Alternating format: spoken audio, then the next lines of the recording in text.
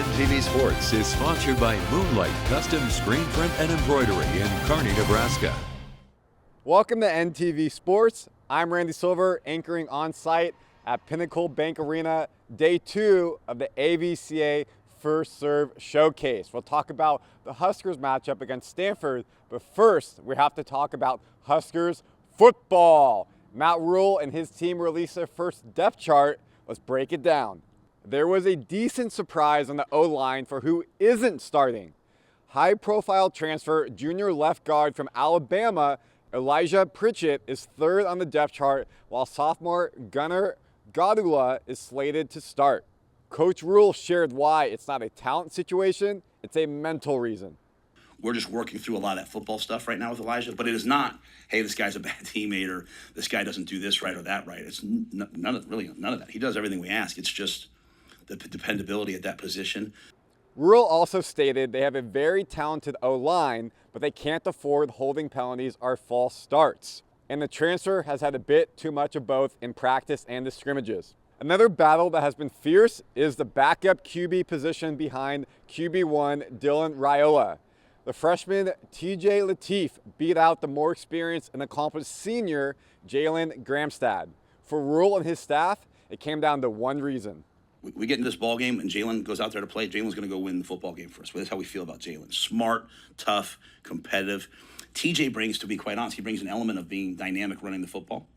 So, you do get that, kind of what I talked about Sorsby, you do get that. Like, hey, things break down, he can run, he can move. I think TJ's had an unbelievably good camp. And I liked what he did in the spring, and it was very clear, like, hey, he's 3, and he's just ascended into that 2 spot. And their first non-conference matchup, the first game of the season, 5 days away at Arrowhead. We're almost there. College football is back. But what is back? College volleyball. In the new era for DBK, first time ever women's volleyball has been played at PBA. They go out, the number 1 team in the nation beats the number 3 team, Pittsburgh, 3-1. Harper Murray had a team-high 15 kills, while Andy Jackson had 10 kills and 8 blocks. Her .348 hitting percentage led the team as well. Her performance earned her MVP of the match. Altogether, the Huskers hit .224 while holding the Panthers to a very low .111 hitting percentage. Senior Taylor Landfair, who had a great end of the set 1, also had 8 blocks, while Rebecca Alwick, the senior captain, had 7. She also had 9 kills to go along with Landfair's 8. After the first match ever for volleyball in PBA, head coach DBK was full praise for the atmosphere. What an amazing event for the AVCA. That intro was pretty unbelievable, and just to start off college volleyball. And then to have that in Lincoln where the stands are full and the people are into it, it was just an amazing way to start off the season. Now they turn their attention to the number 6 team in the nation, Stanford, who beat number 16 Florida 3-1.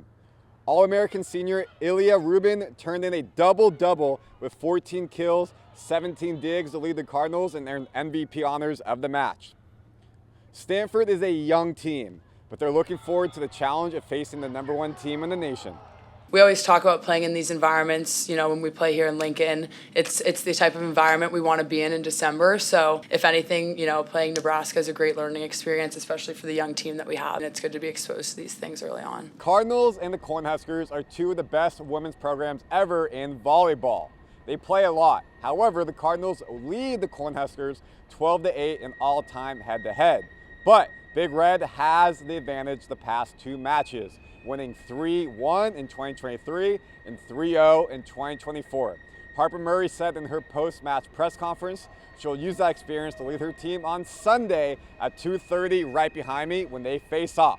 We'll have a full recap on the news after that match is over. Reporting from Lincoln, I'm Randy Silver.